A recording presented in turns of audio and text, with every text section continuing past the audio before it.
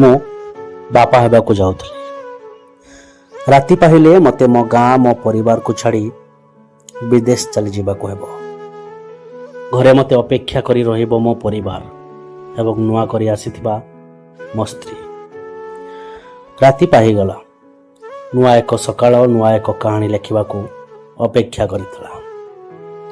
ମୁଁ ବିଛଣା ଉଠିବା ପୂର୍ବରୁ ସେ ଉଠି ସାରିଥିଲା।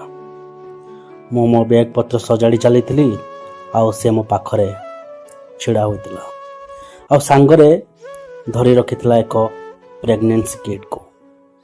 ମୁଁ ଚାଲିଯିବା ଦୁଃଖରେ ଭାଙ୍ଗି ପଡ଼ିଥିଲି, କିନ୍ତୁ ସେ ଏମିତି ଏକ ନୀରବ ଆଉ ଲାଜୁଆ ଭଙ୍ଗୀରେ ହସୁଥିଲା। ଏବେ ସେ ଲାଜୁଆ ହସକୁ ଏଡ଼େଇ କିଟ୍ସକୁ ମୋତେ ଦେଖାଇଲା, ଯେଉଁଥିରେ ଦୁଇଟି ନାଲିଗାର ସରଳ ରେଖାରେ ଆଙ୍କି ହୋଇଥିଲା। ମୁଁ ଯେମିତି ଖୁସିରେ ନାଚି ଉଠିଲି। ବାପା ହେବାର ଖୁସିଟା ମୋର ସମସ୍ତ ଦୁଃଖକୁ ଦୂରେଇ ଦେଇଥିଲା। ମୁଁ ଏଥର ଫ୍ଲାଇଟ୍ ଟିକେଟକୁ ଚିରି ଫିଙ୍ଗିଦେଲି। ମୁଁ ବାପା ହେବାକୁ ଯାଉଥିଲି।